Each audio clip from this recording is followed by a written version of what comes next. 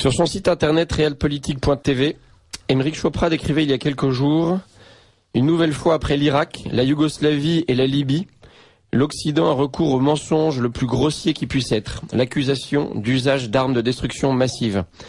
La vérité est que le régime syrien est en train de gagner la bataille contre les terroristes islamistes et qu'il n'a pas besoin d'armes chimiques pour cela. Fort du soutien de l'Iran, du Hezbollah libanais et de la Russie, soutien politique sans faille, il est en train d'écraser son opposition islamiste, minoritaire dans le pays, bien que les sunnites soient majoritaires. Et cela face à une rébellion islamiste internationale qui n'a plus d'autre issue que de tenter d'impliquer la France, le Royaume-Uni et les États-Unis dans la guerre. Il faut dénoncer avec la plus grande fermeté ce mensonge de la rébellion islamiste et son soutien par le gouvernement français, soutien qui s'apparente autant à une trahison des intérêts de la France qu'à un crime contre la paix internationale.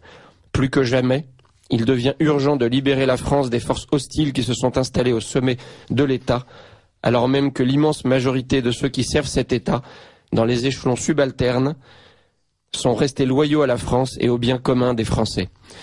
Cher Aymeric Chauprade, bonjour. Je voulais vous rassurer, nous sommes là pour ça et pour vous citer encore, pour mettre fin au grand remplacement, à la dormition européenne, à l'écrasement des valeurs familiales et des fondements de notre civilisation, car le temps du grand soulèvement est venu. Donc nous allons parler de cela aujourd'hui donc avec Aymeric Chauprade, que je suis ravi de recevoir dans mon émission pour la première fois. Bonjour. Non pas sur Radio Côte-Oisy, mais dans mon émission.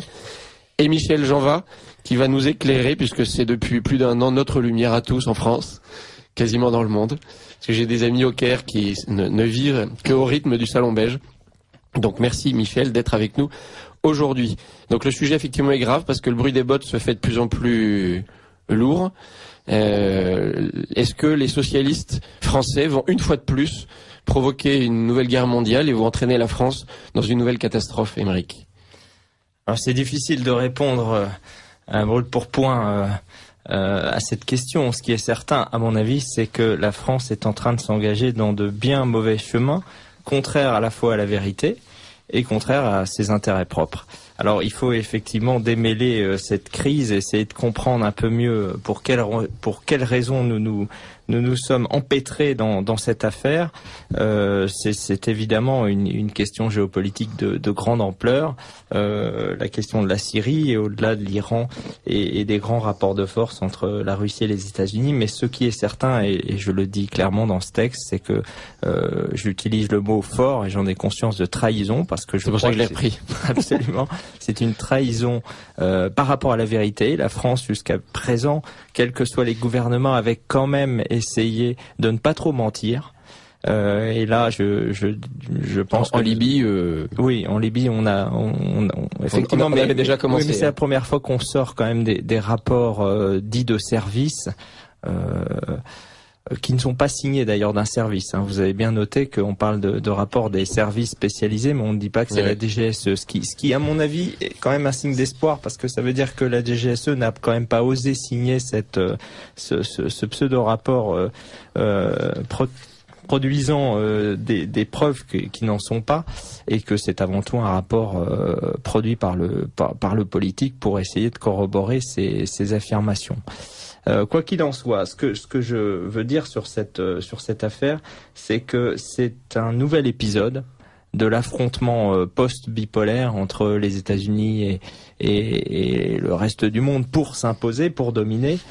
C'est un épisode nouveau, mais qui s'inscrit dans la continuité de ce qui s'est passé en Irak, en Yougoslavie, en Libye, et aujourd'hui en Syrie, et peut-être demain en Iran. Donc à chaque fois, il faut diaboliser l'adversaire, il faut lui trouver des armes de destruction massive, il faut montrer qu'il est une sorte de succédané de nouvel hitlérisme, il faut sortir toute la panoplie de la fabrication de l'opinion publique, renverser cette opinion publique et puis lancer la guerre.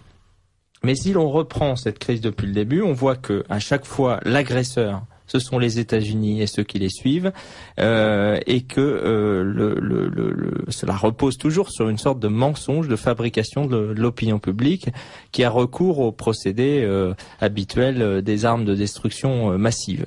Alors moi, il y a quand même une question qui à chaque fois me scotche par rapport à ces problèmes-là, c'est l'attitude des médias français. on est quand même, je parle pas évidemment de Radio Courtoisie ou du Salon Belge qui fait figure les deux font figure de seul halo de liberté en France, ou en tout cas de vérité. Pourquoi a-t-on un tel mutisme ou une telle unanimité des médias français sur ce sujet-là, une fois de plus? Je vous avais cité une expression qui n'était pas de moi tout à l'heure, la dormition. C'est Dominique Vénère, cette belle expression que je lui ai empruntée. Je vais en emprunter une autre à quelqu'un d'autre que j'ai entendu récemment et je trouve très très juste. C'est force d'occupation mentale à propos des médias. C'est Laurent Ozon, je crois, qui parlait de force d'occupation mentale. Et je trouve que c'était une belle expression. C'est très imagé, mais c'est ça. En fait, les gens sont occupés par le mensonge des médias sur de très nombreux sujets.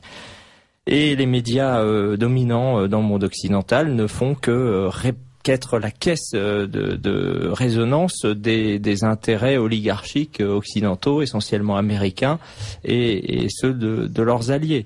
Alors c'est une guerre. Qui sont, en l'occurrence, les alliés en Europe, l'État d'Israël également, l'État d'Israël qui sur la question syrienne, on en reparlera après, à mon avis, a eu des débats internes assez importants parce que il y avait ceux qui étaient partisans d'une recomposition passant par l'effondrement de la Syrie et de l'Iran, et ceux qui se disent quand même que cet océan de frères musulmans qui est en train de s'installer partout n'est pas forcément non plus à terme dans l'intérêt d'Israël. Donc il y a eu des débats, mais je crois que le débat il est tranché clairement. Il suffit de voir aujourd'hui l'attitude de l'AIPAC, des principaux lobbies juifs au Congrès américain. Ils sont clairement bellicistes, clairement en faveur de la guerre. Donc le débat manifestement a été tranché autour de Netanyahou et dans les principaux lobbies pro-israéliens.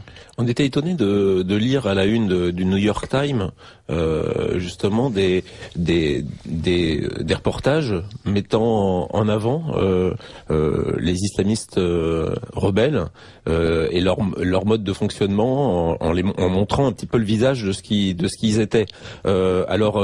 Ils essayent de tempérer justement le côté belliciste qui se développe aux États-Unis, parce que bon, le New York Times, on sait qu'ils sont, c'est la doxa américaine, c'est-à-dire qu'on sait que c'est pas un hasard s'ils se mettent à évoquer d'un coup le côté obscur des rebelles.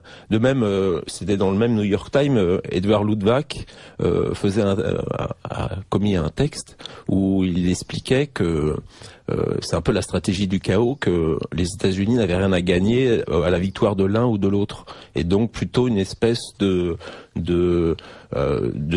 stratégie à l'irakienne où il n'y a plus de vainqueurs, plutôt un chaos général géré par les autres. Mais d'abord, aux États-Unis, tout le monde n'est pas forcément d'accord avec la stratégie de soutien aux islamistes, qui est ancienne. Cette stratégie, elle visait à détruire les régimes nationalistes arabes depuis l'Irak, à soutenir toutes les forces islamistes. On l'a vu également en Bosnie, on l'a vu en Libye, on le voit en Syrie. Si on voulait dire les choses très simplement et de manière schématique, on pourrait dire que la stratégie du soutien à l'islamisme, c'est plutôt la CIA. Et les questions qui se posent quant à cette stratégie, c'est plutôt à l'intérieur du Pentagone qu'on les trouve, et notamment chez les militaires qui concrètement font la guerre et se retrouvent en face, en Afghanistan ou ailleurs, avec des islamistes. Donc il y a des questions. Vous parliez des médias tout à l'heure. Les médias aux États-Unis, ils sont le reflet peut-être un peu plus transparent des débats qui existent, plus transparent qu'en France. En France, on voit bien qu'à l'unisson, il y a un méchant et il n'y a pas de questions. On ne se pose pas de questions sur la nature des rebelles, ou en tout cas, on évite de trop mettre en avant les vidéos atroces que les rebelles islamistes tournent, extrêmement morbides, qui je passerai sur les atrocités, mais qui montrent bien que ces gens sont capables de tout et d'absolument tout. Aux États-Unis, curieusement, je lis beaucoup la presse américaine, notamment quand je voyage, et je constate que ce soit dans le Herald Tribune, dans le Financial Times, on voit des choses qui vont à l'encontre de la pensée unique, et qui, de manière transparente, montrent que quand même les rebelles, le Front Al-Nusra et tous ses amis ne sont pas si présentables que ça. La dernière, c'est ce qui est sorti, une vidéo encore, qui est bizarrement en date de 2012, qui est sortie je crois avant-hier, et qui montre une exécution froide de rebelles après les avoir humiliés d'une balle dans la tête, avec beaucoup de cruauté. De prisonniers de militaires du régime. Absolument. Donc on peut se poser ces questions. Moi, je pense que les milieux bellicistes sont forts aujourd'hui, mais il y a aussi des questions qui se posent à l'état-major américain. Le général Dempsey, par exemple, chef d'état-major, a clairement averti le président Obama qu'attaquer la Syrie, c'était partir dans une aventure dont on ne maîtrisait pas les conséquences. Donc il y a des débats aux États-Unis. Mais moi, ce que je trouve intéressant, c'est de constater que, je dirais, l'essentiel du complexe militaro-industriel et l'essentiel des lobbies pro-israéliens, aujourd'hui, ont tranché en faveur de la guerre. Alors, je ne sais pas ce que ça produira au Congrès.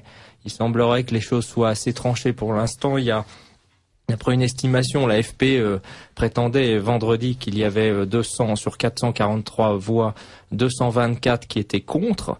Donc on serait dans une logique de légère majorité contre la guerre.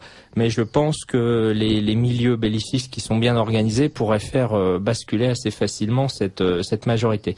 L'opposition, elle se trouve dans le milieu isolationniste classique chez les républicains, donc autour du sénateur Rand Paul, mais se trouve aussi dans des milieux démocrates traditionnellement anti-guerre, qui avaient fait entendre leur voix à l'époque de la Libye aussi, et dans diverses couches de la société américaine qui ne comprend pas, à juste titre, pourquoi les États-Unis sont engagés dans ces guerres qui se succèdent aussi rapidement.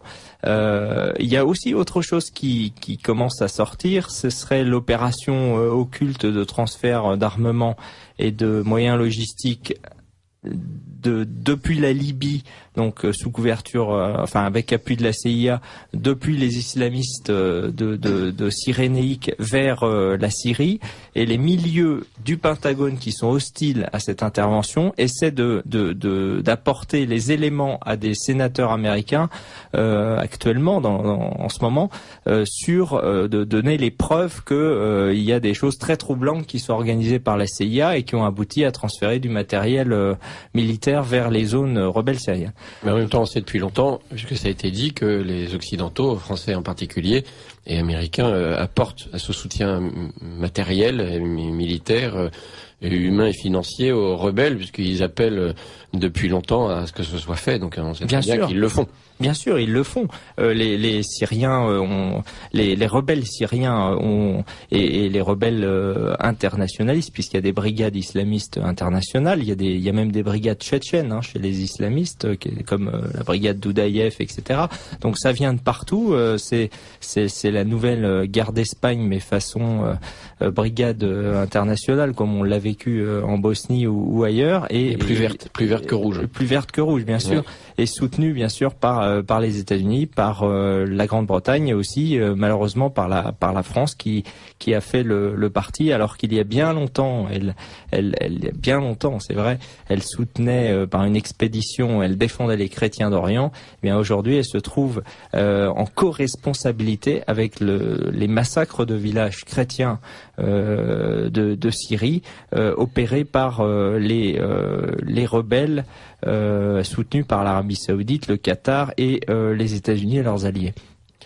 Alors, Michel Janva, vous publiez 2 informations ce matin qui sont très intéressantes, inquiétantes mais très intéressantes. La première, c'est sur le fait que la ville de Maaloula est tombée aux mains des islamistes. Est-ce que vous avez des infos là-dessus? Et la deuxième tient à un témoignage très intéressant de Mère Agnès Mariam de la Croix, donc la carmélite fondatrice des supérieurs du monastère Saint-Jacques, le mutilé de la maison d'Antioche en Syrie, où elle vit depuis 20 ans, et qui affirme que les photos et les vidéos donc qui servent à prouver normalement le gazage des populations à Ghouta, sont un montage, et une fois de plus c'est une invention pure et simple de la politique et de la manipulation médiatique des Occidentaux. J'ai pas plus d'informations que ce que je n'ai publié déjà sur le Salon Belge, mais c'est sur cette ville chrétienne de Maaloula, donc qui est une cité chrétienne où les habitants parlent encore l'araméen, c'est-à-dire la langue de notre Seigneur. Donc une cité qui est chrétienne depuis l'origine et qui avait fait l'objet les forces rebelles avaient commencé à investir la ville, puis s'étaient retirés il y a quelques jours, et cette nuit on a appris que l'armée syrienne s'est retirée sans doute sous les combats, et donc les rebelles islamistes ont investi la ville ce matin. Donc on a tout à craindre de ce village chrétien et des églises qui sont encore des plus vieilles églises de Syrie. Et donc l'intervention, s'il y avait intervention française, ou en tout cas le soutien français aux rebelles islamistes est extrêmement grave, puisque finalement c'est un soutien à, j'ose le mot, à l'extermination des chrétiens au Moyen-Orient. Qui a commencé. Qui a commencé, qui se poursuit, et on voit bien que la France, qui est traditionnellement un État défenseur des chrétiens au Moyen-Orient, au Proche-Orient, est aujourd'hui fait partie malheureusement de ce milieu antichrétien. On le voit à la fois en France et à l'étranger. Alors, on a vu et quasiment tous les jours une intervention du Saint-Père François qui a appelé hier à une journée de prière et une cérémonie spécialement pour la paix et pour justement les chrétiens en Proche-Orient. Malgré tout, on a eu beaucoup d'évêques français qui là aussi beaucoup, pas assez, mais quand même. Je crois que les évêques français se sont extrêmement mobilisés sur le sujet. Bien mobilisés, ce qui est là aussi relativement nouveau. Et tout ça participe un petit peu. On retrouve l'engagement qui existe depuis 1 an dans la défense de la vie et le mariage et la défense de la famille. Néanmoins, vous publiez également ce matin un article sur les catholiques américains, qui, alors c'est vrai, vous précisez que ce sont les démocrates en particulier, mais qui semblent être extrêmement bellicistes, qui ne suivent absolument pas le pape, qui ne s'intéressent manifestement absolument pas au sort des chrétiens, que ce soit en Égypte, en Libye ou évidemment en Syrie, et qui avancent, qui soutiennent la guerre et qui veulent aller vitrifier cette zone-là. C'est assez incompréhensible quand même. Alors c'est pas nouveau du côté des démocrates américains, puisque ce sont quand même je dirais, entre guillemets, des catholiques qui ne suivent pas, qui n'ont jamais suivi ou très très peu l'enseignement de l'Église. Déjà sur les principes non négociables, ce sont ces mêmes catholiques. C'est pas très catholique, ça. Ce sont ces mêmes catholiques qui défendent l'avortement, qui défendent la dénaturation du mariage, la recherche sur l'embryon. Donc, en quelque sorte, quand le pape parle, j'ai envie de dire qu'ils en ont absolument rien à faire. Donc ça, c'est l'aile gauche du catholicisme américain qui est foncièrement antipapiste finalement. Ce qui est plutôt une bonne nouvelle, c'est que pour une fois, on n'a pas cette séparation en France. Alors en France, moi, ce qui me remonte effectivement de la base de mes lecteurs, c'est justement une unanimité contre la guerre chez les catholiques, une unanimité pour l'appel à la paix lancé par le pape François, alors que traditionnellement sur le Salon Beige, sur les questions internationales, je constate qu'il y a souvent des divisions entre les lecteurs sur l'opportunité ou non, sur le soutien à la Russie, sur l'Iran, même sur le régime d'Assad. À la base, quand même, Assad n'est pas non plus un saint homme, il faut quand même le rappeler. Mais sur cette affaire-là, je constate que les catholiques français, avec leurs évêques, sont unanimement contre la guerre. Et je crois que c'est aussi lié à ce qui s'est passé en Égypte, où on a constaté que l'arrivée des frères musulmans au pouvoir en Égypte a été une catastrophe pour les chrétiens, les Coptes. Un véritable génocide. Voilà, parce qu'ils brûlent église sur église, et c'est chaque jour. Et donc ce qui s'est passé en Égypte est en train de se passer en Syrie. Alors avec cet appel à la paix, le pape François tente de peser au niveau international. Est-ce qu'on assiste, Aymeric Choprade, à un retour de la diplomatie vaticane qui avait été un petit peu mise entre parenthèses sous Benoît XVI, qui était plus porté sur les affaires théologiques? Oui, manifestement, c'est un retour, et c'est la volonté de paix au fond. C'est la volonté de revenir au dialogue et de raison garder, parce qu'encore une fois, déclencher une guerre quand on n'a pas de preuves établies, quand on a des mobiles géopolitiques par contre, et on va en parler sans doute après parce que c'est important de comprendre quels sont les mobiles géopolitiques du camp occidental et de ses alliés des monarchies du Golfe dans cette affaire. Mais moi, je voudrais quand même ajouter quelque chose sans rentrer dans le débat complexe de qui a fait quoi sur l'affaire de l'utilisation de gaz, d'armes chimiques. Ça n'a pas été répercuté dans les médias français, mais il y a 15 jours, il y a des enfants chrétiens qui ont été enlevés dans un village près de Lattaquié, et des familles de ces villages ont reconnu des enfants parmi les pauvres petits-enfants qui sont morts, et les photos qui ont été diffusées. Donc on ne peut pas exclure la manipulation, on ne peut pas exclure le montage. Je ne dis pas que j'adhère à cela, je n'en sais rien, mais je dis que, en tout cas, il y a énormément d'éléments troublants, et surtout si on revient dans le domaine de la logique, de la rationalité, et qu'on se dit, mais est-ce que l'État syrien avait intérêt à utiliser les gaz chimiques alors qu'il avait l'avantage militaire, qu'il était en train de réduire la rébellion? Moi, je crois que c'est plutôt le contraire. Ce sont les rebelles qui avaient intérêt à utiliser ces armes terribles dont ils disposaient, parce qu'il y a eu d'autres gazages avant celui du 21 août, on l'oublie, il y en a eu d'autres, et il y a des fortes suspicions sur l'utilisation également de ces gaz par les rebelles. Moi, je crois que c'est ma conviction profonde que, en réalité, ce n'est pas le régime qui, je ne veux pas faire d'angélisme, qui est capable aussi de brutalité, de cruauté, etc., mais c'est pas le régime qui a utilisé ces armes, ce sont les rebelles pour impliquer davantage le camp occidental et pour lui donner un prétexte. Alors, est-ce qu'il l'a fait de lui-même, ou est-ce qu'il l'a fait, est-ce que des services occidentaux lui ont soufflé et l'ont aidé à mettre en œuvre ces armes terribles, ou à fabriquer un montage? Parce qu'après tout, je rappelle quand même qu'en Irak, les couveuses, médias mensonges. Mais bien sûr, il y a eu des montages purs et simples. Les couveuses de Koweït City, la soldatesque irakienne qui aurait arraché les bébés des couveuses, tout ça a été fabriqué par des agences de communication américaines. Donc depuis 1990, sans cesse, il y a une fabrication de mensonges visant à retourner l'opinion publique et à justifier les guerres américaines. Les fameuses fioles de Colin Powell. Bien sûr, et puis on a les mêmes manipulations dans les guerres d'ex-Yougoslavie. J'ai sous les yeux un article du Daily Mail qui est daté donc c'est un journal américain qui tire 2 millions d'exemplaires, qui est signé d'une certaine Louise Boyle, et l'édition publiée le 29 janvier 2013 titrait, donc je vous le lis, plan soutenu par les USA pour lancer une attaque à base d'armes chimiques contre la Syrie et en donner la faute au régime d'Assad. Voilà, au moins le truc est clair.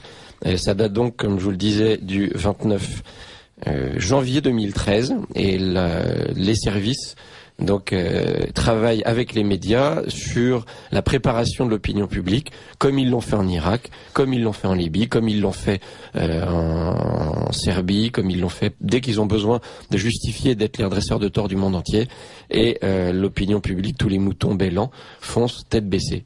Alors peut-être, Grégoire, faut-il expliquer sur le plan géopolitique pour quelles raisons les États-Unis et leurs amis et l'État d'Israël sont en train d'aller dans cette direction? Parce que je crois que c'est important. C'est un petit peu pour ça que je vous ai invité, en fait. c'est important, au-delà de l'analyse que nous faisons sur la manipulation des esprits et la fabrication de pseudo-preuves pour justifier les guerres, de comprendre qu'il y a des mobiles géopolitiques. Alors, si on veut résumer les choses, il me semble que dans cette affaire, il y a plusieurs guerres dans la guerre.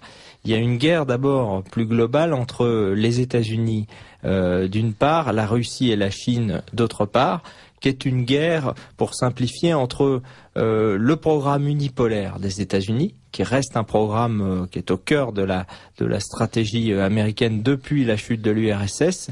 L'unipolarité dominée par les États-Unis, c'est ce qui donne l'énergie aux États-Unis pour essayer de transformer le monde depuis 1990. Et de l'autre côté, il y a la multipolarité, les pays les puissances émergentes et les pays comme la Russie et la Chine qui cherchent à promouvoir un monde fondé sur l'équilibre, sur la souveraineté des puissances, sur la coopération internationale. Multipolarité contre unipolarité.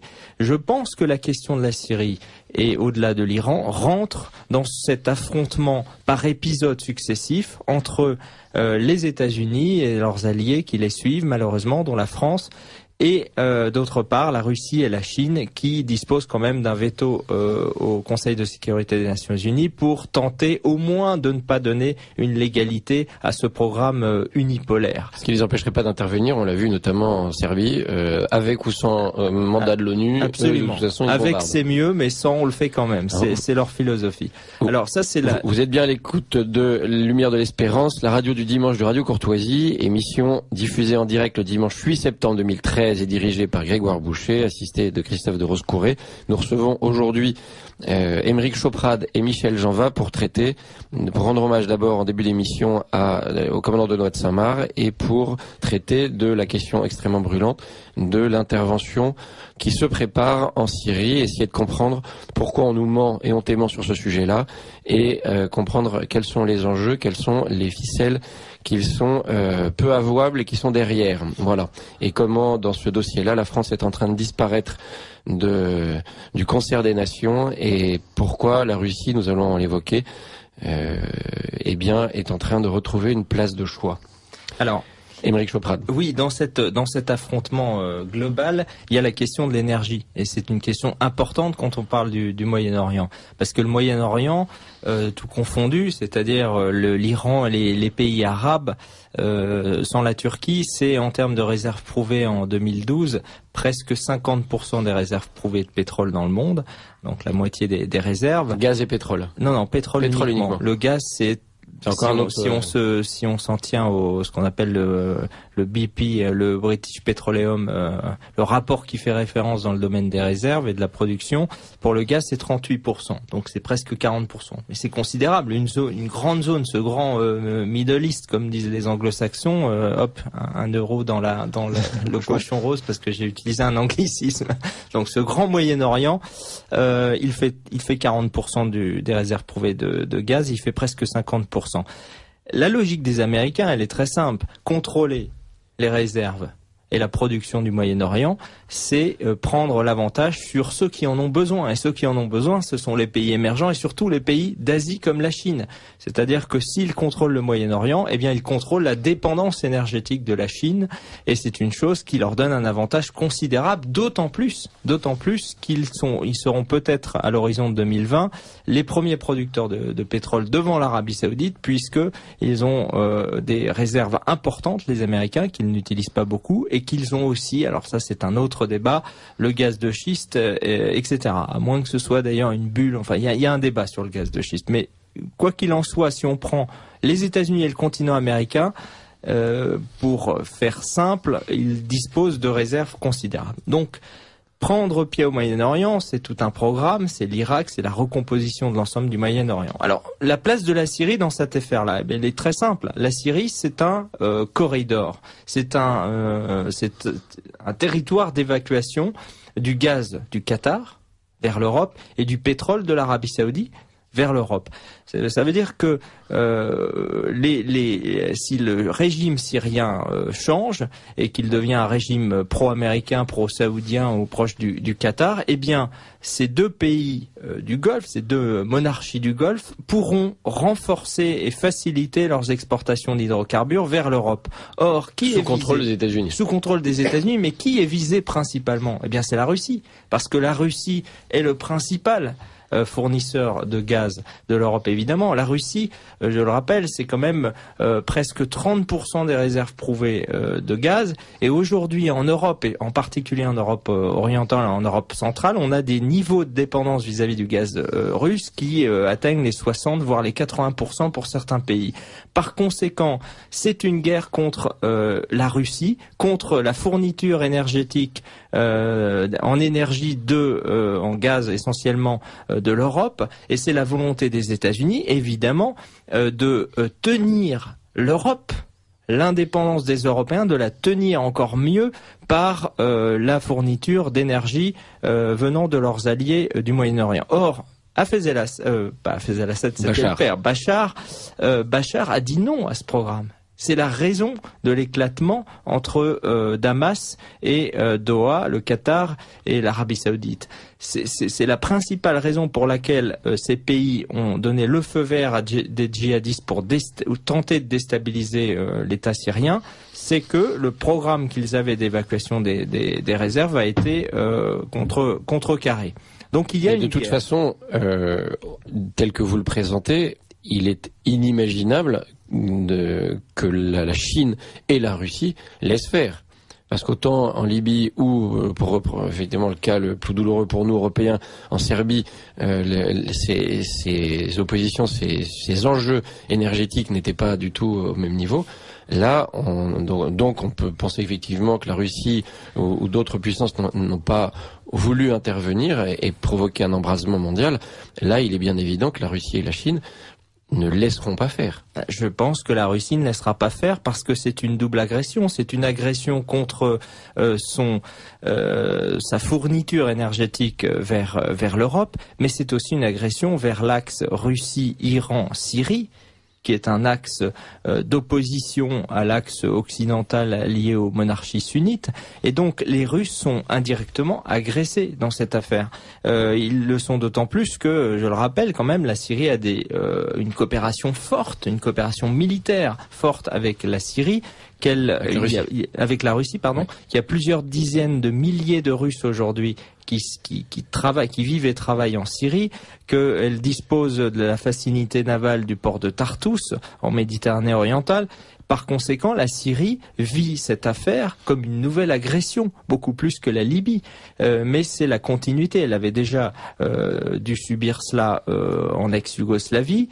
Elle avait mis un coup d'arrêt en 2008 avec l'affaire de la Géorgie, en montrant les limites que ne devait pas franchir l'OTAN. Mais cette fois-ci, je pense que ça peut déclencher un engrenage infernal. Alors, Aymeric Chauprade, vous voyagez beaucoup à travers le monde.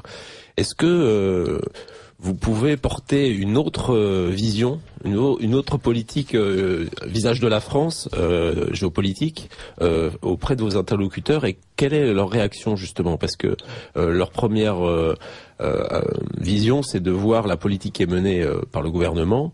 Est-ce qu'ils sont intéressés justement par des alters géopolitologues français?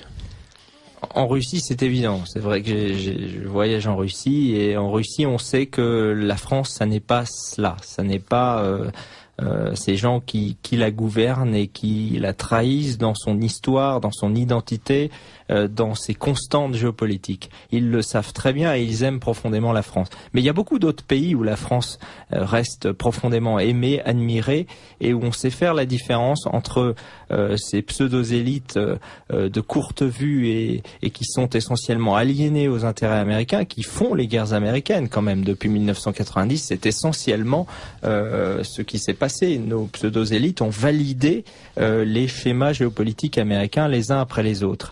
On sait faire la différence. Il y a un agacement tout à fait légitime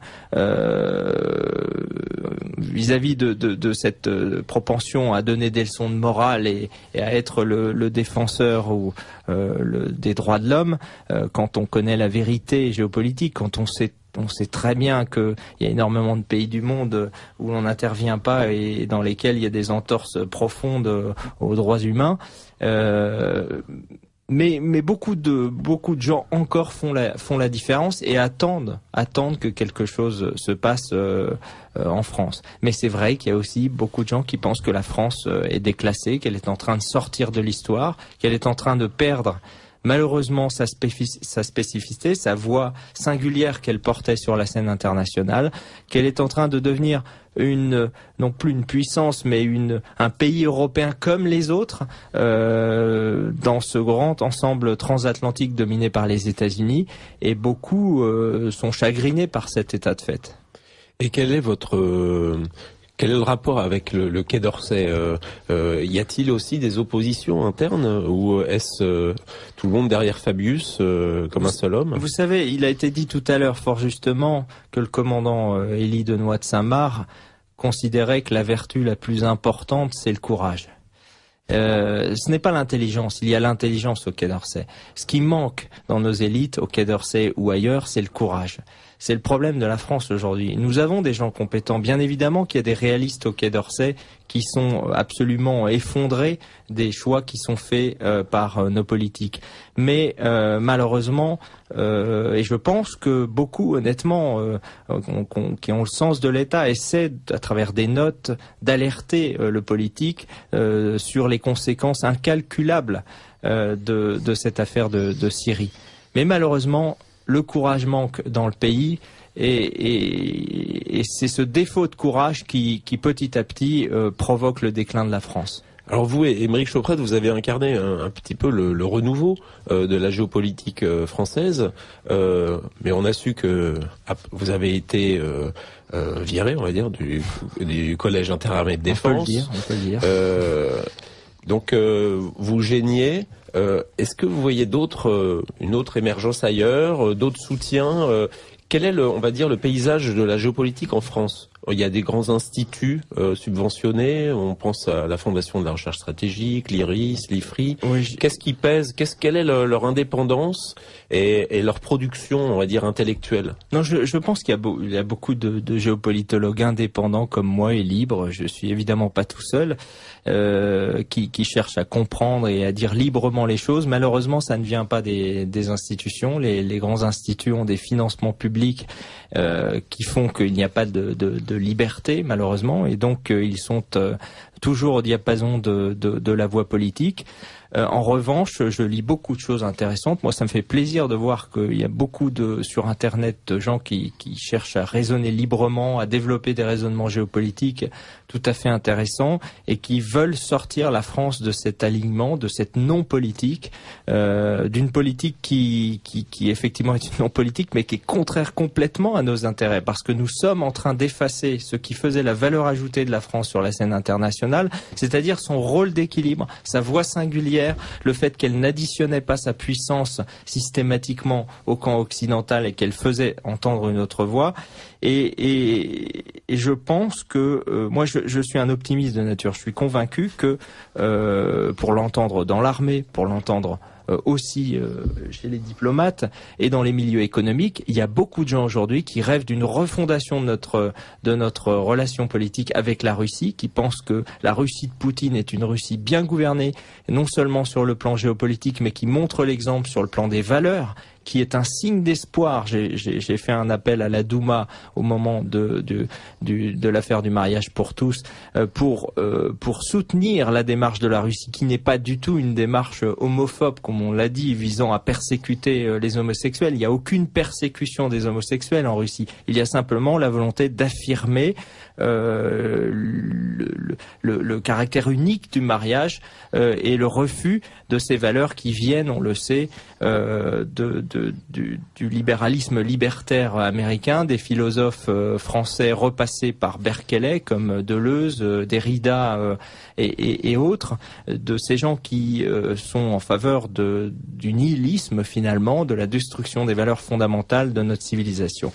Donc il y a beaucoup de signes d'espoir dans le monde d'aujourd'hui. Il y a un refus non seulement de la domination géopolitique américaine, de l'unipolarité, mais il y a un refus de ce modèle fondé sur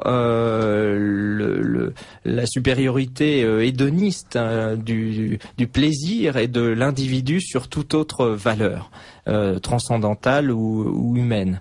Et ça, je crois que c'est un grand signe d'espoir. Je le vois en Russie, mais je le vois aussi en Amérique latine et dans d'autres continents. Alors, oui, enfin, Michel Jeanvin. Vous parlez d'alignement de la France sur la politique américaine, mais on constate quand même un certain isolement de la France au sein de l'Union européenne, notamment ces derniers jours, avec le refus britannique justement d'intervenir en Syrie. Et aussi, dernièrement, je crois que c'était vendredi, la déclaration du président du Conseil de l'Union européenne déclarant qu'il n'y avait pas à intervenir militairement tant que l'ONU n'avait pas donné son feu vert. Oui, mais ça, je l'inscris absolument. C'est un constat très juste. L'inscrit dans la volonté classique des Anglo-Saxons de rappeler à la France qu'elle a vocation, de leur point de vue, à suivre les États-Unis, mais certainement pas à les devancer. C'est une sorte d'humiliation volontaire qui est infligée aux politiques français pour leur dire: vous êtes allés plus vite que la musique, vous devez suivre les États-Unis. États-Unis comme vous l'avez toujours fait, vous ne devez pas les devancer. Et on voit bien que Hollande se retrouve un peu mari dans cette affaire et qu'il essaie de retomber sur ses pieds en obtenant l'adhésion de l'Allemagne, qui est d'ailleurs assez timide, plus que timide, puisque l'Allemagne de toute façon ne participera pas à cette mascarade. Alors, Michel Janvin, moi j'aimerais vous entendre aussi sur un sujet directement lié, et pour reprendre un des propos de Xavier Moreau publiés sur votre site, Aymeric Choprade, donc realpolitique.tv, et qui écrivait: le prix que la France paiera pour son soutien aux islamistes en Syrie risque d'être bien plus élevé que celui qu'elle a payé pour son soutien aux islamistes bosniaques. On a, et au-delà de l'aspect moral, effectivement, de l'engagement à l'étranger et du risque d'envoyer nos soldats se faire tuer pour une cause qui n'est pas juste, on va avoir un effet boomerang, des conséquences en France dramatiques. Vous avez publié ce matin ou hier une caricature parlant effectivement de la guerre et de la nécessité d'intervention militaire à Marseille.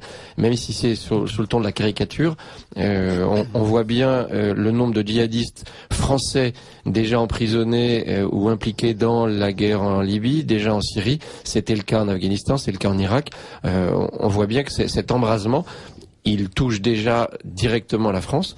Et que ça aura des conséquences directement en France sur l'équilibre, même pas géopolitique, sur l'équilibre de la sécurité de notre pays. Oui, c'est-à-dire qu'à travers son soutien à l'agression américaine, François Hollande finalement encourage les islamistes français dans leur action. On sait aujourd'hui qu'il y a entre 100 et 200 au minimum musulmans français engagés de nationalité française engagés en Syrie au sein des forces rebelles. Donc finalement, il ne fait que les encourager dans leur action, dans leur terrorisme.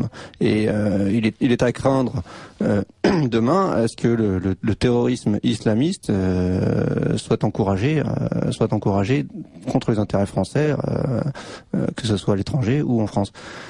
Et en plus, quand on voit la manière dont les églises sont auto-détruites en France, quasiment, où l'État les laisse se faire détruire, et de quelle manière le gouvernement français arme les islamistes ou soutient les islamistes qui brûlent également les églises chrétiennes, notamment aux Coptes en Égypte, il va y avoir une cohérence de toute façon à ce que ce changement d'attitude se voit aussi en France et des conséquences dramatiques en France. On peut le craindre en tout cas. Quand une église est incendiée en France, aucun ministre ne réagit. Quand une mosquée est taguée en France, tout de suite, la presse et les politiques sont sur place, on se frappe par la poitrine.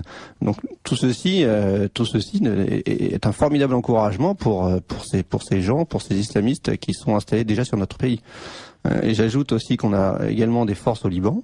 Le Liban qui est déjà déstabilisé depuis de nombreuses années avec ce qui se passe dans la région, et depuis quelque temps avec la rébellion en Syrie, il y a énormément de réfugiés syriens au Liban qui déstabilisent encore plus le pays. Or, nous avons au Liban Sud des forces françaises sur place qui, elles aussi, pourraient craindre si la France intervenait en Syrie. Alors, Aymeric Choprade, pouvez vous dire sur cette dimension justement franco-française, on va dire, des conséquences du délire, parce que c'est du délire criminel des politiques français. C'est une politique qui n'a franchement ni queue ni tête, qui est pleine de contradictions. Prenez l'engagement au Mali, dans lequel nous avons combattu des djihadistes, qui était une des conséquences de la guerre en Libye que nous avions soutenue. Donc nous avons fabriqué cette menace que nous avons dû combattre ensuite, et puis maintenant nous soutenons les djihadistes en Syrie alors que nous les combattons qui arrivent de Libye, etc. Donc ça n'a ni queue ni tête. C'est absolument désastreux. Et ça aura des conséquences effectivement gravissimes parce que la question de l'identité en France est dans l'état que l'on connaît, c'est une poudrière, ça va nous sauter à la figure. Donc la combinaison de la question islamique intérieure avec l'évolution de l'islam dans le monde musulman et des différents régimes est quelque chose d'absolument gravissime qui va nous rattraper. Au-delà de ça, si le régime syrien tombe, il faut quand même se poser la question des 10% de chrétiens, effectivement, des 2 millions de chrétiens de Syrie. Il faut se poser la question de l'avenir des 2 millions d'Alaouites, cette minorité chiite qui est au cœur du pouvoir, mais qui n'est pas seule. La question des Druzes. Et s'agissant des Alaouites, il faut quand même souligner que les rebelles islamistes sunnites s'appuient sur une sourate de leur penseur de référence qui est Ibn Taymiyyah, un penseur du XIVe siècle, qui considère les Alaouites comme les pires des hérétiques qui ne méritent que la mort. Donc on peut s'attendre, en cas d'effondrement du régime, à un massacre généralisé, non seulement des chrétiens, mais aussi des Alaouites, chiites, avec toutes les répercussions que ça peut avoir vers le Kurdistan syrien, lui-même connecté au Kurdistan irakien, au Kurdistan turc, bien sûr, et au Kurdistan iranien. Et donc il faut être complètement siphonné pour... vraiment, les mots me manquent pour qualifier l'irresponsabilité intrinsèque des politiques et de Hollande et de Fabius pour se lancer dans quelque chose d'aussi incroyablement dangereux et dont les conséquences sont gigantesques. Absolument. La combinaison des mécanismes identitaires peut étendre cette affaire jusqu'au Caucase, à travers les Azéris, la minorité azérie d'Iran qui est liée à l'Azerbaïdjan et tous les phénomènes de réfugiés, parce que les réfugiés, les minorités en question, elles vont aller où? Elles vont aller certainement vers le Caucase sud, donc elles vont pousser vers l'Azerbaïdjan et l'Arménie, mais la Russie est alliée de l'Arménie. Il risque d'y avoir une guerre entre l'Arménie et l'Azerbaïdjan qui cherchera à investir le Haut-Karabakh. Donc si vous voulez, on est sur le plan géopolitique dans un risque d'engrenage absolument phénoménal. Oui. Et je ne suis pas sûr que nos braves politiques aient mesuré la gravité de cette affaire. Alors, chers amis de Radio Courtoisie, Lumière de l'Espérance, le journal de Radio Courtoisie du dimanche, vous écoutez le libre journal de Grégoire Boucher, et nous recevons aujourd'hui Michel Janva et Aymeric Choprade, qui vous annonce que des bonnes nouvelles depuis tout à l'heure. Donc je pense que ça va vous mettre de très bonne humeur. Voilà. Donc néanmoins, nous sommes le journal de la Lumière de l'Espérance. Nous sommes pleins d'espérance, même si effectivement ceux qui sont des fous qui nous gouvernent auront sûrement des comptes à rendre un jour, pour essayer de voir l'aspect un peu plus positif s'il y en a un. Michel Janva ou Aymeric Choprade, l'un comme vous voulez.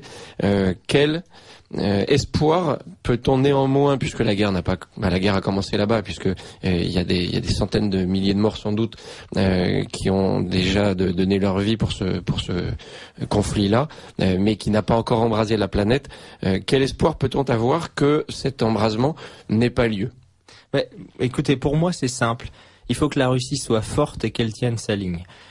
Et quand je dis cela, c'est pas du tout une position belliciste, bien au contraire. Si la Russie tient sa ligne, elle tient les équilibres. Si elle ne tient pas sa ligne, alors après la Syrie, c'est l'Iran, et après l'Iran, c'est la Russie, c'est une guerre mondiale. Donc il est vraiment impératif qu'aujourd'hui, la tentative américaine et de ses alliés soit stoppée par une position extrêmement ferme. Il y a des bâtiments russes qui sont en mouvement en Méditerranée. Il y a une dizaine de bâtiments au total qui vont être sur zone dans les jours qui viennent pour des destroyers, des frégates lance-missiles, etc. Et sans doute pour envoyer un signal fort aux Occidentaux. Ne commettez pas cette folie. Ne bombardez pas la Syrie, ne détruisez pas le régime syrien, qui certes est un régime imparfait, qui a commis des crimes aussi et des dérapages, mais quelle guerre est propre. Et à tout prendre, je préfère ce régime, qui est un régime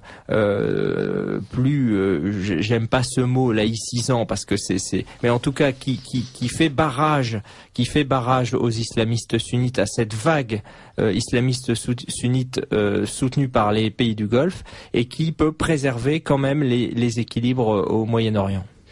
Les États-Unis ont une supériorité militaire incontestable dans tous les domaines, air, terre, sol, armement, armée, troupes. Est-ce qu'ils n'ont pas justement un moment où ils ont été déstabilisés financièrement, où l'avenir des États-Unis économique est quand même assez compliqué? Est-ce qu'ils n'ont pas finalement vont pas rechercher un clash dans un domaine où ils sont bons, c'est la guerre, puisqu'ils dominent? Oui, ça c'est l'option effectivement pessimiste, mais peut-être est-elle la plus réaliste. J'ai parfois évoqué cette hypothèse, l'hypothèse selon laquelle les États-Unis étaient en train de perdre leur statut de puissance numéro 1 sur le plan financier, sur le plan économique, sur le plan monétaire, puisque le dollar est quand même aujourd'hui de plus en plus contesté comme principale devise de réserve de change sur la scène internationale. Les États-Unis étant en voie de désindustrialisation, connaissant une crise identitaire forte, etc., seraient en passe de perdre leur statut de première puissance mondiale et allumeraient le feu partout pour essayer en quelque sorte, de bloquer cette dynamique de l'histoire qui est en train de les priver de leur statut de puissance numéro 1 au profit du monde multipolaire qui s'installe. Alors le risque, c'est que cette stratégie qui consiste à allumer le feu partout et à installer le chaos pour ensuite arriver porter secours à leurs alliés locaux, à leurs seigneurs de la guerre locaux, qui sont souvent soit des mafieux, soit des extrémistes islamistes, eh bien cette stratégie, elle peut déboucher sur une guerre mondiale. C'est ça le problème, c'est que où va-t-elle s'arrêter? Évidemment, ni la Russie ni la Chine ne sont décidés à laisser les États-Unis aller jusqu'au bout. Néanmoins, vous avez dit, ils ont une supériorité, bien sûr. Ils ont la moitié du budget de défense mondiale, 600 milliards de dollars, grosso modo, c'est à peu près la moitié de l'effort de défense mondiale. Alors évidemment, quand on a ça, on a une puissance de feu considérable et ils ont une puissance de feu assez incontestable que personne ne leur conteste, mais ça ne suffit pas. Ça suffit peut-être pour gagner quelques guerres, mais pas pour gagner la paix. Ça ne suffit pas pour créer des solutions durables dans lesquelles ils peuvent rester forts. Je prends l'exemple de l'Irak. L'Irak, ils ont cassé le régime de Saddam Hussein. Aujourd'hui, Al-Maliki, chiite, est allié avec le Hezbollah et avec la Syrie, s'entend bien avec l'Iran et est absolument contre la politique de l'Arabie Saoudite et du Qatar. Donc ils ont produit une situation qu'ils ne maîtrisent plus en Irak. La même chose en Afghanistan. Tout le monde sait très bien que dès qu'on a tourné le dos, les talibans prennent le pouvoir en Afghanistan. Donc ces guerres qui sont des guerres qui installent le chaos, qui effectivement détruisent des structures étatiques, détruisent des appareils militaires, ne débouchent sur rien, que sur du chaos. Du chaos incontrôlable. Et c'est le cas de la Libye. Prenez l'exemple de la Libye. Quelle est la situation de la Libye? J'analysais cet été pour un client privé qui est dans le domaine du pétrole. J'analysais la situation de la Libye. C'est très simple. La Libye, ils n'arrivent même plus ils étaient remontés à 1,4 million de barils jour à peu près un an après l'effondrement de Kadhafi. Et puis récemment, ils sont retombés à 300 000, puis 250 000. Pourquoi? Parce que vous avez le règne des milices et que vous n'avez plus d'armée, vous n'avez plus d'appareil étatique, et qu'en fait ces milices qui sont essentiellement islamistes prennent en otage les terminaux pétroliers, prennent en otage les champs pétroliers pour obtenir davantage dans le partage du gâteau pétrolier, puisque c'est l'essentiel des recettes de l'État libyen. 95% des revenus de l'État libyen, c'est le gaz, et le gaz, pour faire simple, de l'ouest, de la partie tripolitaine, et le pétrole de la partie cyrénaïque. Aujourd'hui, c'est le chaos total. 20 mois après l'effondrement de Kadhafi, vous entendez pas beaucoup de commentateurs en France vous dire que la magnifique révolution ou printemps arabe version libyenne a débouché sur une démocratie libyenne. C'est tout simplement le règne des clans, des milices, des ethnies, des Toubous, des Touaregs qui font pression, des Amaziques, les Berbères qui veulent des droits. Enfin bref, c'est le chaos total. Il y a plus d'État-nation. Ce qui avait été annoncé par Bernard Lugan de manière extrêmement claire et qui s'est réalisé quasiment à la virgule près. Absolument. Là encore, il fallait pas être grand devin pour savoir exactement ce qu'allait se passer. Il faut lire Bernard Lugan sur l'Afrique d'une façon générale et sur l'Afrique du Nord en particulier. Je suis assez fier de l'avoir édité aussi parce que je suis éditeur.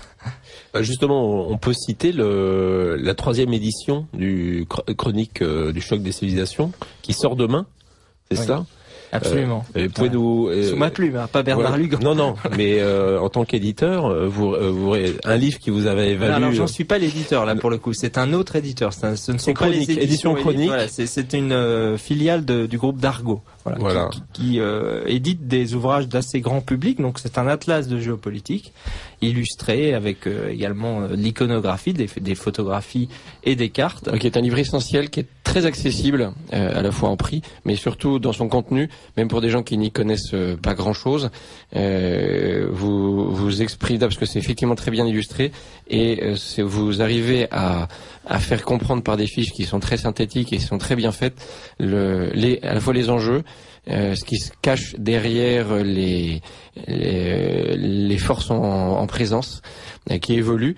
Donc c'est la 3e édition. La première avait été publiée juste après quelques mois après ou quelques semaines après les attentats du 11 septembre et qui était sous-titrée l'après 11 septembre. Et c'est vrai qu'on a l'impression que ce 11 septembre, avec toutes les zones d'ombre qui existent encore, a vraiment marqué dans l'histoire des rapports de force une ère nouvelle, parce que les États-Unis ont utilisé ce prétexte pour à nouveau essayer de réimpliquer et d'écrabouiller le monde entier sous leur joug impérialiste. Oui, c'est un atlas qui traite des différentes crises, aussi bien du Moyen-Orient, mais aussi de l'Asie, de l'Afrique, qui est réactualisé. Donc on trouve la question de l'Égypte, on trouve la question bien sûr de la Libye et du bilan actuel que j'évoquais, mais aussi de la guerre en Syrie. J'aime à dire que c'est une sorte d'atlas de la dissidence, dans le sens où ça n'est pas... Du courage politique. Merci. Alors, il y a encore un an, l'Iran était dans l'œil du cyclone. Qu'en est-il aujourd'hui avec le changement de régime? Comment voyez-vous l'avenir? Parce que c'est vrai qu'on n'en parle plus du tout. Alors, moi, je n'utiliserai pas le mot changement de régime. C'est toujours le même régime, mais il y a un changement de présidence, absolument. Il y a un changement de présidence, et c'est vrai qu'il y a en tout cas un changement de ton. Exactement. Et une volonté de manœuvrer autrement et de ne plus se mettre en logique frontale avec les États-Unis, mais il y a une tendance un peu plus américanophile aussi qui est arrivée, notamment le ministre des Affaires étrangères. Je pense que les fondamentaux restent les mêmes et les objectifs restent les mêmes, mais que les Iraniens vont essayer de procéder de manière un peu plus habile et de ne pas, en tout cas, donner trop d'arguments faciles à leurs adversaires pour les diaboliser. L'Iran a un choix constant. L'Iran veut enrichir de l'uranium pour son énergie civile et aussi d'ailleurs pour la recherche médicale. Pour l'énergie civile, ça fait sens parce que quand on est le 2e pays pour les réserves de gaz et le 2e pays pour les réserves de pétrole et qu'on fonde une grande partie de sa richesse sur l'exportation de l'énergie, ça fait sens de réserver le plus possible le gaz et le pétrole à l'exportation et de développer en interne des énergies différentes que celles qui ont recours aux hydrocarbures et en conséquence d'avoir recours à l'énergie nucléaire civile. Alors bien sûr, c'est vrai, quand on est une puissance du domaine nucléaire civil, souvent la transition avec le nucléaire militaire, elle est pas très loin, même s'il y a des spécificités, mais c'est pas l'objectif initial de l'Iran. Et je pense que depuis le début, là aussi, il y a une diabolisation excessive de l'Iran qui est faite. Il y a des mensonges clairs qui sont faits sur l'Iran et sur sa volonté d'accéder à la puissance nucléaire civile. Et puis après tout, si on voulait être un peu plus provocateur, au nom de quoi l'Iran, puissance régionale importante, vieille civilisation dans la région, n'aurait pas droit de devenir, sachant que le Pakistan, puissance sunnite, est une puissance nucléaire, qu'il l'est devenu grâce à l'appui discret des États-Unis face à l'Inde, pourquoi l'Iran ne deviendrait pas une puissance nucléaire militaire? On sait pourquoi. Bien sûr, il y a une doctrine d'exclusivité du nucléaire au Moyen-Orient, une doctrine israélienne qui est centrale et qui fait que les Israéliens n'acceptent pas la perspective qu'une autre puissance puisse devenir une puissance nucléaire. Non pas pour les détruire. Ça viendra à l'esprit de personne de penser que l'Iran veut une bombe atomique pour prendre le risque d'être vitrifié lui-même.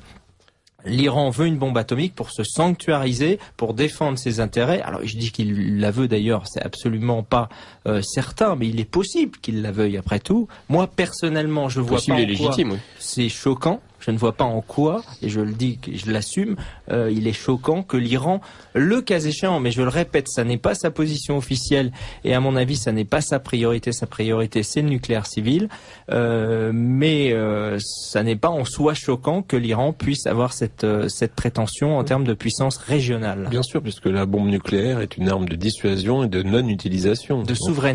De souveraineté aussi, bien sûr, de non-utilisation. Les Israéliens ont 400 têtes nucléaires, donc les Iraniens savent très bien que si ils devenaient fous et qu'il leur venait à l'idée d'appuyer sur le bouton pour détruire Israël, eh bien, ils seraient eux-mêmes rayés de la carte. Donc, évidemment que ça n'est pas dans l'optique de la destruction, c'est dans l'optique de l'équilibre des puissances et de la dissuasion. Mais l'Iran n'a-t-elle pas un vrai travail, on va dire de diplomatie, même de communication, justement, pour contrer l'image qu'on donne d'elle en Occident? Sans doute, ça, je suis pas dans le secret de la communication de l'Iran, mais ce que je sais, c'est que quand vous êtes face à des puissances considérables qui ont décidé de mentir, qui ont décidé de diaboliser, de vous caricaturer, et c'est la même chose en France sur le champ politique, c'est très très difficile. On pourra toujours vous reprocher, dire que vous avez commis des excès, qu'il fallait pas dire ça. Oui, c'est vrai, on pouvait dire les choses autrement, mais le fait est que quand des puissances considérables ont décidé de faire de vous le méchant, c'est très très difficile d'échapper à cela. Mais Michel Janva, moi je voudrais que vous nous redonniez un petit peu le moral.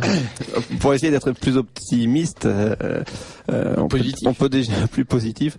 Bon, on peut déjà constater que les frappes en Syrie n'ont pas commencé, donc tant qu'elles n'ont pas commencé, il reste quand même un espoir. Je parlais tout à l'heure de l'isolement de la France sur la scène européenne et même internationale.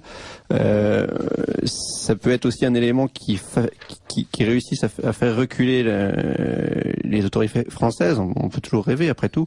On constate également une pression internationale qui a été notamment lancée par le pape François avec cette veillée de prière qui a eu lieu hier.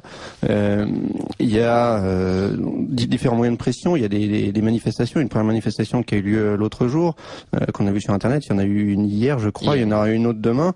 Il y a une certaine mobilisation. Nous, sur le Salon Belge, nous avons lancé donc en lien avec d'autres blogs sur Internet une pétition contre la guerre en Syrie. Donc aux dernières nouvelles, c'était hier matin, nous étions à 13 000 signataires, parmi lesquels donc on va bientôt l'annoncer un évêque français qui a signé cette pétition en la personne de Monseigneur Hayet.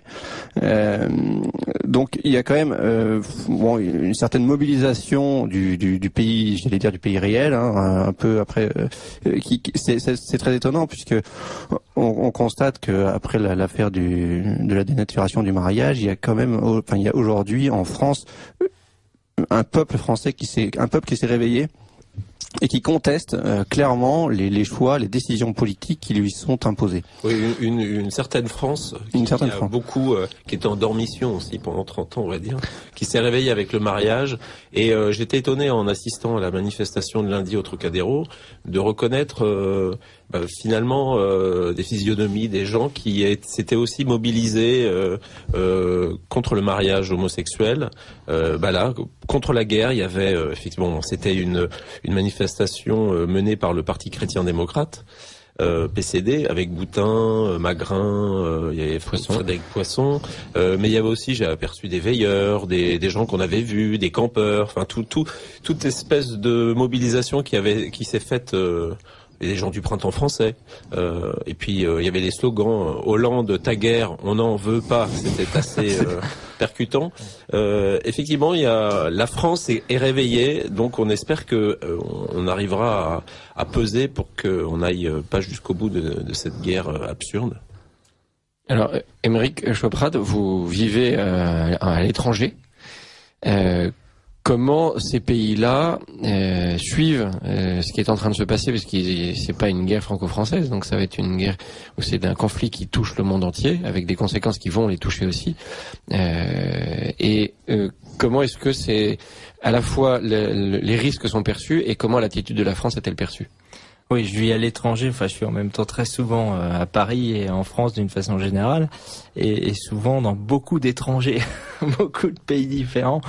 Et malheureusement pas suffisamment chez moi avec tous ces voyages. Moi, je rejoins votre. En fait, je suis pas pessimiste, contrairement à toutes les horreurs que j'ai pu dire. Je suis absolument pas pessimiste. Je pense qu'il y a un réveil qui se produit en France, qui se produit à la fois sur la question des valeurs, qui se produit sur la question de l'identité, qui se produit. Il y a une libération de la parole. Sur la question de l'islam, sur la question de l'africanisation aussi de la France, par l'immigration massive, sur la question du mariage homosexuel, toutes ces questions, il y a une libération de la parole, et on a vu des gens de nos générations, je crois que je suis un peu plus vieux que vous, mais qui ont pris quand même des risques physiques importants pour leurs idées. Ça, c'est quand même une très bonne nouvelle. Alors que leurs parents en disaient attention à pas te faire arrêter quand même, etc. Ils sont allés jusqu'au bout. Donc moi, je crois qu'il s'est passé vraiment quelque chose avec cette affaire d'ailleurs de mariage pour tous. Et je l'ai vu d'ailleurs ça en Russie. Ça les a beaucoup frappés parce que certains de mes amis là-bas m'ont dit oui, c'est passé presque comme une lettre à la poste en Espagne, mais c'est la France et on n'attendait pas ça, on s'attendait pas à ça. La France, qui est quand même travaillée par des forces laïcardes militantes, on s'attendait pas à ce qu'il y ait une telle résistance qui se. Nous non plus. Voilà. Et ben voilà, c'est de là qu'est venu l'espoir. C'est une très très bonne surprise. Donc il faut être optimiste. L'histoire d'un pays, ça se déroule dans le temps long, évidemment.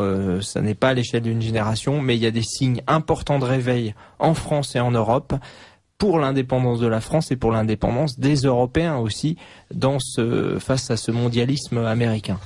Alors pour ceux qui veulent, en tout cas, faire entendre leur voix contre cette guerre en Syrie, il y a une manifestation qui est organisée demain lundi 9 septembre à 19h. À l'angle de la rue de Tilsit et l'avenue de Friedland, c'est en face de l'ambassade du Qatar, en fait. Voilà, 19h pour dire non à Hollande, à sa guerre inique. Donc vous êtes à l'écoute de Radio Courtoisie, donc de Lumière de l'Espérance, le journal et la radio de Radio Courtoisie du dimanche. Nous avons reçu aujourd'hui Émeric Choprade et Michel Janva, donc pour évoquer la personne, très haute figure du commandant Élie Desnoyers de Saint-Marc, et pour évoquer la géopolitique de la France en particulier en cette période extrêmement difficile, en tout cas inquiétante, où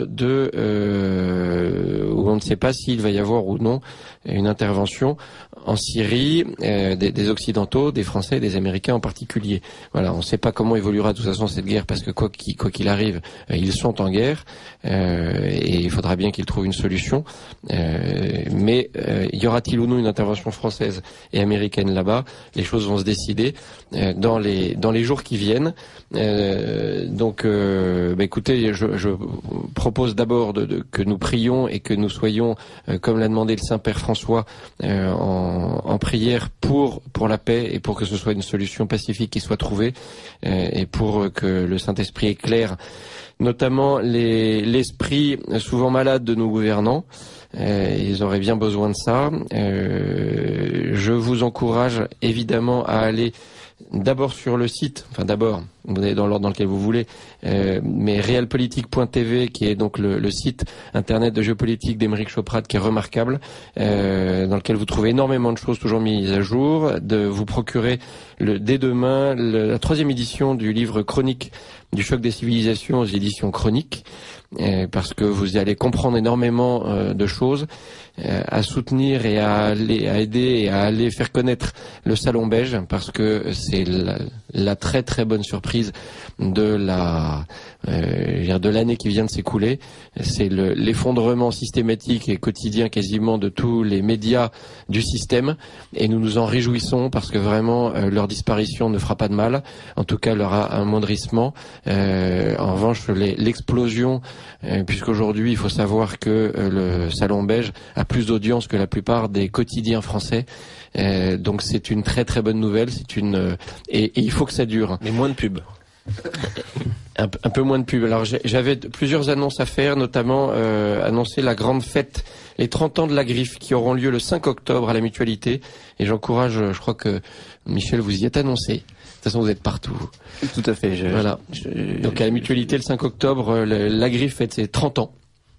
Il y a également demain, pour ceux qui peuvent, la présentation de l'école à Montfermeil, qui est une magnifique réalisation, qui est là encore porteuse de plein d'espérance, et qui est d'ailleurs portée par la Fondation Espérance Banlieue, présidée par Éric Mestralet, que je salue, qui sera évidemment là demain avec le maire de Montfermeil, Xavier Lemoine. Ceux qui peuvent s'y rendre et soutenir cette initiative extraordinaire, je les y encourage. Et bien entendu, j'encourage surtout les auditeurs à adhérer à Radio Courtoisie, à soutenir Radio Courtoisie, qui en a besoin. Ça leur permettra notamment de pouvoir recevoir le journal qui est très bien fait, qui s'appelle À l'écoute de Radio Courtoisie. Le dernier numéro est un hommage à Dominique Vénère, et qui est aussi bien fait que beau et qu'émouvant. Voilà. Donc le combat continue.